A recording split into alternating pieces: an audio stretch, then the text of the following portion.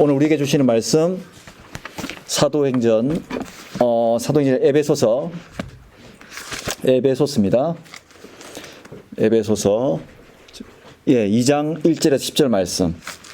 에베소서 2장 1절에서 10절의 말씀입니다. 에베소서 2장 1절에서 10절의 말씀. 신약성경 311쪽입니다. 다 찾으셨으면 제가 한 절, 여러분이 한 절 서로 나누어 읽겠습니다. 그는 허물과 죄로 죽었던 너희를 살리셨도다.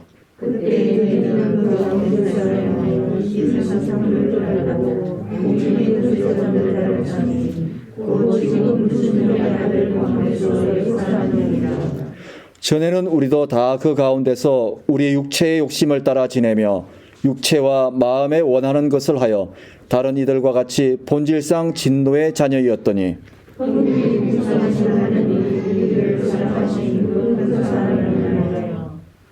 허물로 죽은 우리를 그리스도와 함께 살리셨고 너희는 은혜로 구원을 받은 것이라.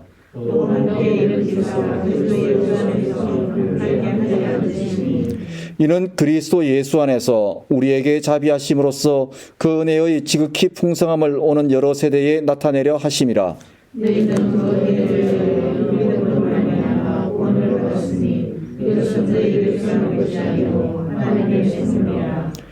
행위에서 난 것이 아니니 이는 누구든지 자랑하지 못하게 함이라.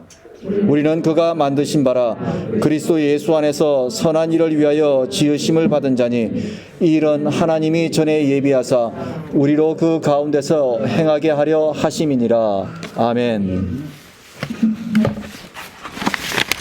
어떻게 한 주 동안 고난주간 잘 보내셨습니까? 부활주일은 많이 웃어야 좋습니다. 이렇게 많이 기뻐해야 되죠, 그죠? 제 후배 목사님 중에 해병대 출신이 있습니다. 해병대 특수부대 출신이 있는데 그분이 전도사 시절에 교회에 부임을 해갔는데 가자마자 성탄절 찬양 인도를 하게 되었대요. 그 찬양 인도를 하는데 표정들이 너무 굳어 계셔가지고 도저히 찬양을 못 하겠더랍니다. 그래서 그 순간 마이크를 내려놓고 이 혈기왕성한 전도사님이 해병대 박수를 가르치고 그리고 찬양이 끝날 때까지 그렇게 찬양을 했다는 이야기를 듣고 한번 많이 웃었던 적이 있습니다. 그러면서 그 후배분이 저한테 그런 말씀 하시더라고요. 아니 성탄절이 얼마나 기쁜 날인데 그렇게 인상들을 쓰고 있는지 자기가 도저히 못 참겠더랍니다. 그보다 더 기쁜 날이 오늘입니다. 우리 많이 웃고 많이 기뻐했으면 좋겠습니다. 우리 서로 좌우옆에 분으로 한번 인사하겠습니다. 많이 웃고 많이 기뻐합시다. 시작. 많이 웃고 많이 기뻐합시다. 네. 지난 4월 1일자 신문에 이런 기사 하나가 떴습니다. 한강 다리 위에서 극단적인 선택을 시도하던 한 여성이 시민들로부터 구조되었다는 기사 하나가 올라왔습니다. 27살 청년 여성이 한강 다리 위에서 해질녘에 다리의 난간을 넘고 있었고 그 옆을 지나가던 승용차에 탔던 60대 부부가 뭔가 느낌이 좋지 않다는 것을 알아차리고 그 가장 복잡한 시간, 차가 밀리는 시간에 차에서 뛰어내려서 그 여성을 붙잡았다고 합니다. 그리고 뒤따라오던 차들도 그 장면을 목격하고 차를 세우고 내려서 그 여성을 함께 구조했다고 합니다. 당시 그 여성은 술에 취한 상태였고 술을 너무 많이 마셔서 몸도 제대로 못 가는 상태였다고 합니다. 그때 이들을 구조했던 처음으로 구조에 나섰던 60대 부부의 아내가 이렇게 말했다고 합니다. 무슨 사연인지 모르겠지만 나쁜 마음을 먹으면 안 된다. 달래고 또 달랬다고 합니다. 그러면서 마지막에 이분을 구해놓고 그렇게 말했다고 합니다. 살기 싫다고 엉엉 울고 있는 그 자매에게 인생은 살아봐야 한다. 살아봐야 안다. 참 이 말씀이 굉장히 마음에 와닿습니다. 인생은 힘들어도 살아봐야 하고 제대로 시작도 안 해보고 좌절하면 안타깝잖아. 그러면서 이 청년을 붙들었다고 합니다. 인터뷰 기사에서 기자가 물었습니다. 왜 그렇게 용감하게 차를 세우고 이 청년을 구할 생각을 했냐라고 물었더니 나도 자식 키우는 부모고 내 아이가 저 청년과 비슷한 나이였다.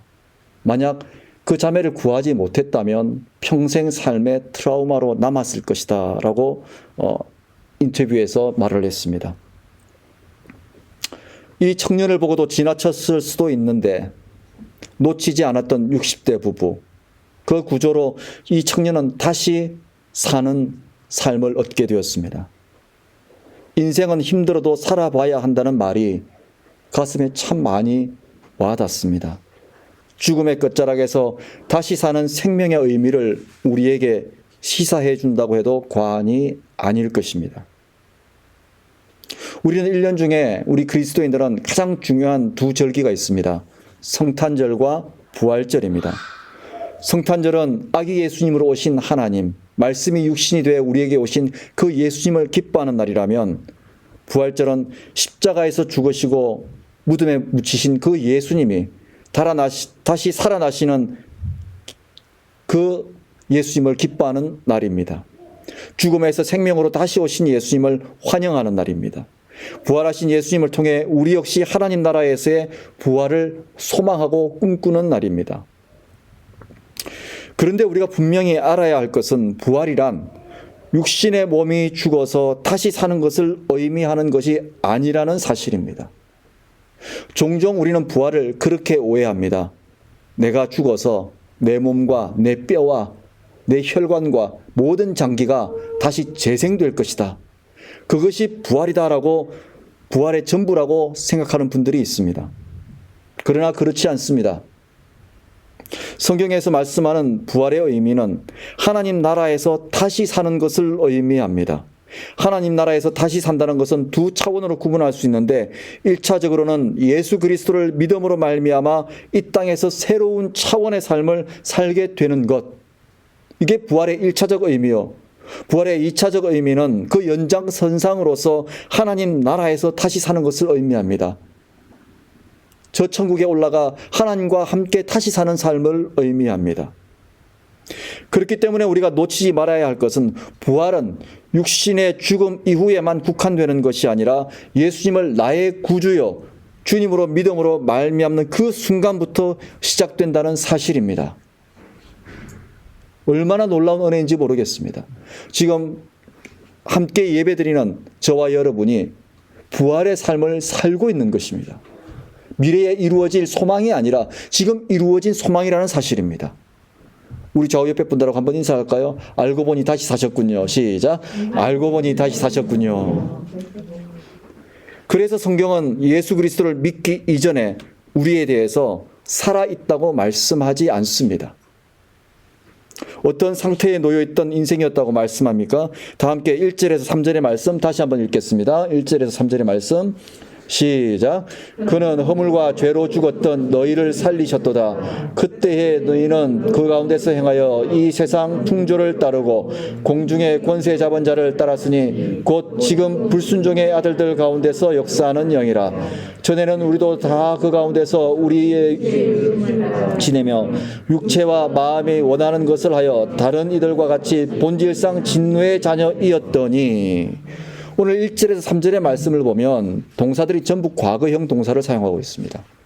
이 얘기는 뭐냐면, 앞으로 죽을 여러분을 위해서, 앞으로 죽게 될 여러분을 위해서 살리신 것이 아니라는 말씀입니다. 죽었던이라고 말씀하고 있습니다. 공중의 권세 잡은 자를 따랐던이라고 말씀하고 있습니다. 이것은 우리의 상태가 살아있는 상태가 아니라 죽음의 상태에 있음을 말씀하고 있는 것입니다. 죽었던 사람들, 무엇에 의해서요? 세상의 풍조에 의해서, 세상의 흐름을 쫓아가다가. 그런데 여러분, 이 말이 거짓말 같지 않습니까? 내 심장이 뛰고 있고 멀쩡하게 살아있고 내 감각이 살아있는데 성경에서 죽었다니요. 무슨 의미일까요? 틀린 말씀 아닙니까? 지금 그러면 우리가 송장이 예배를 드리고 있는 겁니까? 시체가 예배를 드리고 있는 겁니까? 성경에서 말씀하는 죽음의 근본적 의미에 대한 이해가 우리에게 필요합니다. 성경은 육신의 죽음만을 죽음이라고 말씀하지 않습니다. 하나님과의 관계가 단절된 삶도 성경은 죽음의 상태에 이른 것이라고 말씀합니다. 실제로 우리가 죄라는 단어, 이전에 한번 살펴본 것처럼 이 죄라는 단어는 윤리적인 것을 의미하지 않습니다. 성경에서 말씀하는 죄란 하나님과의 관계가 단절된 상태, 하나님과의 관계가 멀어진 것. 그래서 정확한 의미에서의 회개란 하나님과의 관계 회복을 의미합니다. 하나님과의 관계가 멀어짐으로 말미암아 하나님께서 사랑하는 자녀가 아니라 진노의 자식이 되었다고 오늘 성경은 말씀합니다. 그러므로 육신은 살아있는 듯하나 하나님과의 관계가 단절된 삶으로 인해 하나님의 입장에서는 시체가 걸어다니는 상태가 성경에서 말씀하는 죽음의 차원입니다. 여러분 영화 보시면 좀비 영화라고 아시나요? 좀비 영화. 한때 유행을 했지 않습니까? 그 영화에 보면 그 좀비들이 어떤 상태에 있습니까? 살아 숨쉬고 있고 걷고 뛰지만 사람이 사람 구실을 못하죠. 하나님께서 보시기에 죄와 허물로 인하여 죽었던 우리의 상태가 영적 좀비의 상태였다라는 말씀입니다.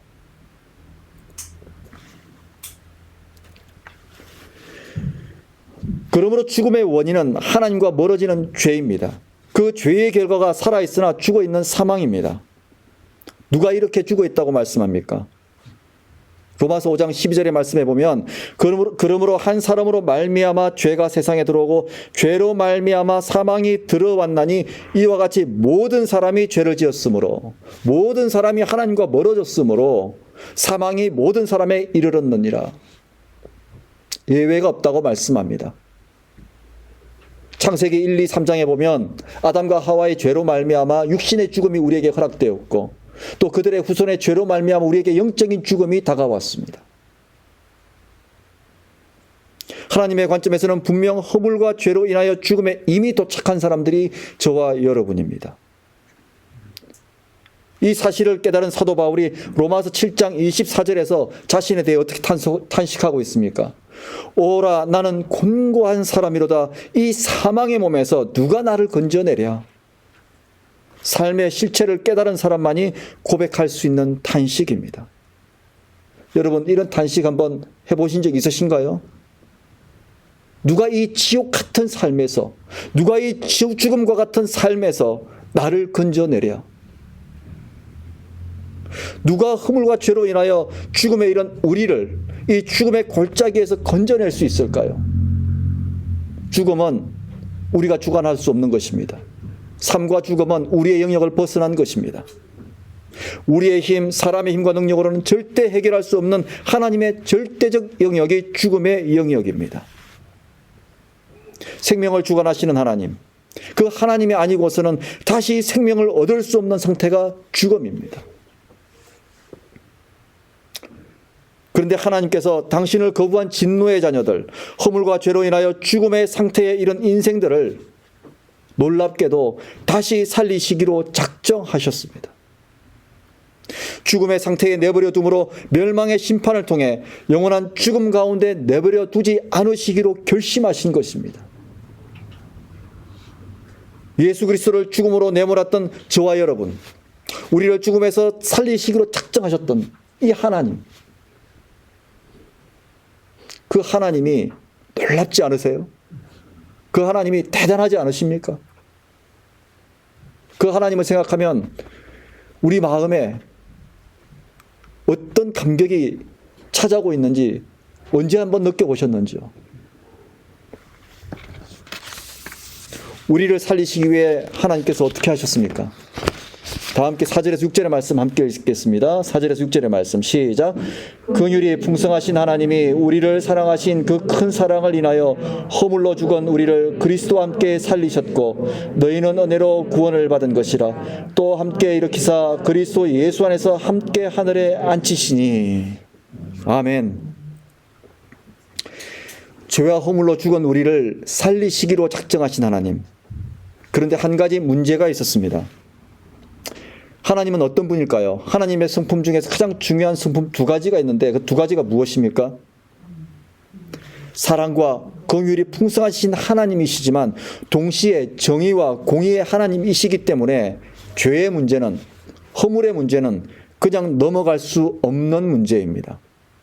죄에 대한 책임을 묻지 않은 채 사랑으로만 저와 여러분을 살리신다면 하나님은 정의가 없으신 하나님이 됩니다. 반면에 죄에 대한 책임을 묻기 위해 오직 심판만 행하신다면 사랑이 없는 정의의 하나님이 되시기에 어느 한쪽만을 선택한다면 반쪽짜리 하나님, 불완전한 하나님, 완전하지 못하신 하나님이 될 수밖에 없습니다. 그 하나님은 진리의 하나님이라고 말할 수 없습니다. 그래서 하나님은 모든 죄와 허물의 책임을 대가를 치러야 할 존재가 필요했습니다. 가장 깨끗한 존재, 가장 순결한 존재, 죄가 없는 존재, 그 존재는 이 세상에, 이 온 우주에 딱 한 분밖에 없었습니다. 바로 하나님 자신이셨습니다. 이를 위해 선택하신 방법이 말씀이 육신이 되어 이 땅에 스스로 희생양이 되기로 작정하신 것입니다. 성자 하나님, 바로 하나님의 아들 예수님으로 우리 가운데 오셔서 우리의 죄와 허물을 대신 감당하심으로 우리 대신 심판의 자리에 서시는 것이었습니다. 어느 예화에서 이것을 이렇게 표현하고 있더군요. 어느 마을에 재판장의 아들이 있었습니다. 그 재판장의 아들은 마을에서 사고뭉치였습니다.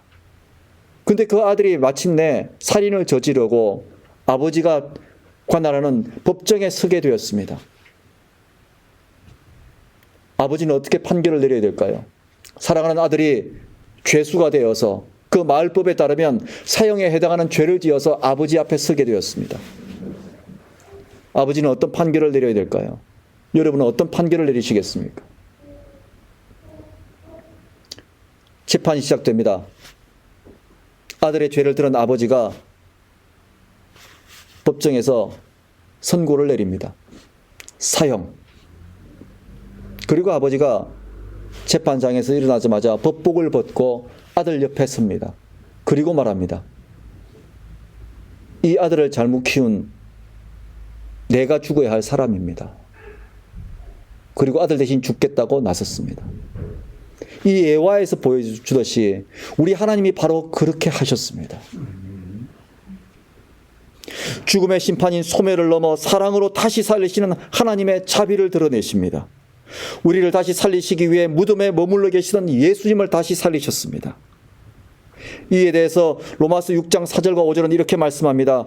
그러므로 우리가 그의 죽으심과 합하여 침례를 받음으로 그와 함께 장사되었나니 이는 아버지의 영광으로 말미암아 그리스도를 죽은 자 가운데서 살리심과 같이 우리로 또한 새 생명 가운데서 행하게 하려 함이라. 아멘. 우리로 또한 새 생명 가운데서 행하게 하려 함이라. 만일 우리가 그의 죽으심과 같은 모양으로 연합한 자가 되었으면 또한 그의 부활과 같은 모양으로 연합한 자도 되리라. 아멘. 예수님의 부활이 누구를 위한 부활이었습니까? 무엇을 위한 부활이었습니까? 우리를 위한 부활. 우리에게 새 생명을 주시고자 하는 하나님의 그 사랑으로 말미암은 부활이었습니다. 십자가와 부활을 통해 하나님은 우리를 향한 정의와 사랑을 동시에 실천하셨습니다. 그래서 하나님은 완전하신 하나님이십니다. 완벽하신 하나님이십니다. 십자가의 예수님을 통해 우리의 죄와 허물을 심판하셨고 무덤에서 예수님을 다시 살리심으로 저와 여러분의 삶에 새 생명의 길을 열어주셨습니다. 이것을 우리는 구원이라 부릅니다. 그 구원을 우리는 하나님의 아들 예수 그리스도의 십자가와 부활을 통해 아무 조건 없이 받은 참으로 우리는 특별한 사람들이 되었습니다.